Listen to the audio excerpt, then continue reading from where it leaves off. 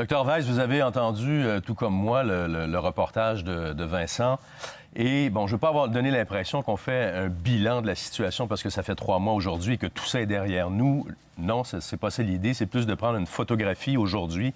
Qu'est-ce qui se passe? Où on en est rendu? C'est un rapport d'étape, un peu comme je disais. Alors vous, ces 3 mois-là, vous les voyez comment aujourd'hui à travers vos yeux de médecin? Qu'est-ce qui vous en reste et comment vous les analysez? Ben d'abord, il faut être très humble. Il faut comprendre que ça a été un apprentissage pour nous en termes de traiter des patients. On ne traite plus les patients aujourd'hui comme on les traitait au début. Il y a des choses qui sont restées, évidemment, mais on a appris beaucoup. Donc, je pense que pour le traitement, pour l'aspect du traitement médical pur et simple, on est meilleur aujourd'hui qu'on était il y a 3 mois.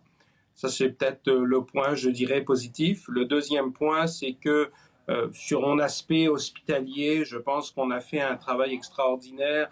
Pas juste les médecins, loin de là, mais surtout les infirmières, les préposés, le personnel de soutien, les ambulanciers, tous les gens qui ont travaillé très, très fort. Je vous dirais, dans ce combat-là, il y a eu un combat de tranchées tous les jours dans les hôpitaux, dans les CHSLD. Donc, je pense que les gens ont donné beaucoup d'eux-mêmes. On n'a pas, vous savez, c'est comme une game sur une patinoire. Il y a des gens qui ont compté des buts et il y en a qui ont reçu des buts, mais en bout de ligne, là, je pense que ceux qui étaient sur la glace ont essayé de donner tout ce qu'ils pouvaient. L'autre point, évidemment, c'est le point de la stratégie globale et j'espère que là, il y aura de grandes, grandes leçons à tirer sur l'impréparation, le manque d'équipement, la vitesse, mais je dirais surtout la lenteur avec laquelle beaucoup de décisions ont été prises. Par exemple, lorsque les gens sont revenus, l'arrêt des voyages, la fermeture des frontières, qui devait être testé. On peut en discuter pendant longtemps.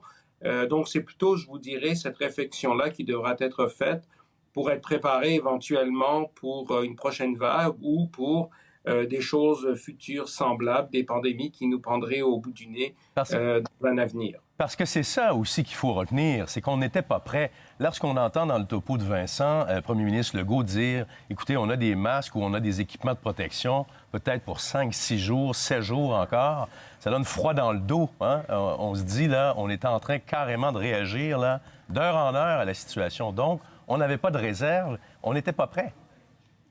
Alors, on était, je pense, pas prêt, c'est clair, à l'échelle du Québec.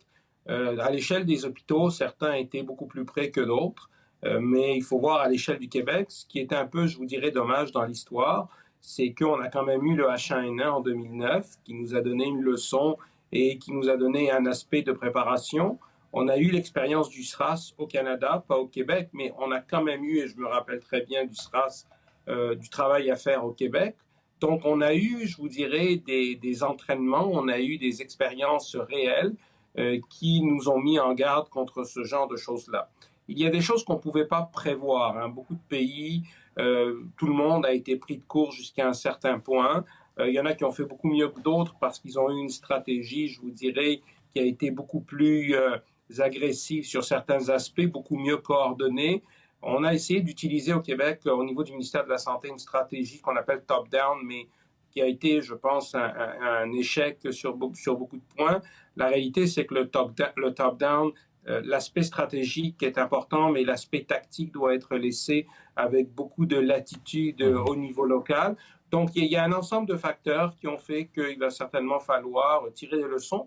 Tout le monde, les médecins, les infirmières, la stratégie de santé publique, on a tous, il faut être humble devant tout ça et il faut tous, je vous dirais, tirer nos leçons. Il faut quand même aussi dire, et je pense que c'est le point qui est important à souligner, qu'on a été quand même courageux d'avoir, au niveau gouvernemental, d'avoir pris une décision à un moment donné d'imposer un confinement qui a été massif au Québec, parce que ça ne s'est jamais fait dans l'histoire.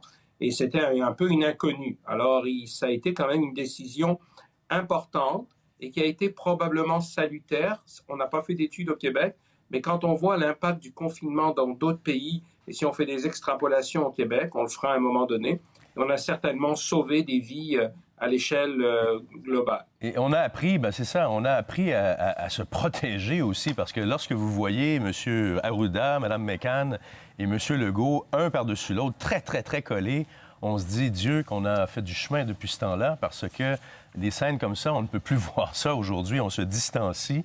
Bon, toute l'utilisation du masque ici, le port du masque. Vous souhaitez qu'on fasse la promotion du masque de manière universelle. Vous êtes toujours d'accord avec ça? Bien sûr, tout à fait. Ça fait très longtemps qu'on a déjà institué le masque, je vous dirais, universel dans mon hôpital, mais ça, c'était pour les travailleurs de la santé. On a même été critiqué quand on l'a fait initialement. Après ça, tout le monde s'est mis à le faire de façon, je dirais, plus rapide et progressive. Là, on n'a pas de médicaments, on n'a pas de vaccin, il n'y a pas de parade magique contre ce virus-là. Et donc, il faut faire, je dirais, feu de tout bois. Et le masque, et puis je l'avais répété hier, même si certains ont pensé que je disais que le lavage des mains n'était pas bon, au contraire, le lavage des mains, c'est bon, mais le lavage des mains ne remplace pas le masque. Je voulais vous relancer là-dessus, Dr Weiss, d'ailleurs, parce qu'on a eu évidemment des tonnes de commentaires lorsque vous avez dit que le lavage des mains, bon, était peut-être pas scientifiquement prouvé. Il y a une dame de Québec qui s'appelle Céline Poulain qui dit « J'ai été déçue, renversée d'entendre hier le Dr Weiss dire qu'aucune étude scientifique n'a démontré l'efficacité du lavage des mains contre le coronavirus, alors que le virus qui cause des infections respiratoires se propage par gouttelettes et non par les mains. Il a minimisé l'importance du lavage de mains. » Alors, on en a eu plusieurs comme ça. Alors, qu'est-ce que vous leur répondez à ces gens qui ont été un peu surpris de vos commentaires?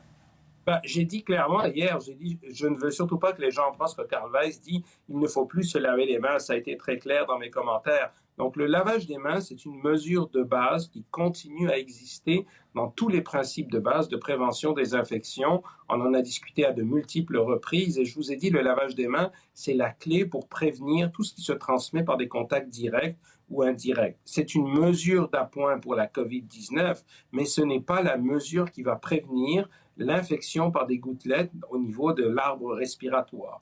Quand vous êtes infecté la majorité du temps avec de la COVID-19, c'est parce que vous allez avoir un microbe qui va rentrer au niveau de vos narines, au niveau de votre bouche, à la limite au niveau de vos yeux, au niveau des conjonctives.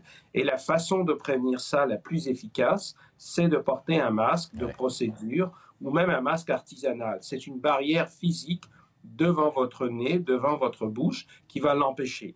Le lavage des mains est efficace, c'est une mesure d'appoint au masque, mais si vous avez juste le lavage des mains, si moi dans les hôpitaux, dans mon hôpital, je me lave les mains et je me lave les mains souvent, mais si je ne portais pas de masque, j'aurais certainement été infecté par le nombre de patients que j'ai vus.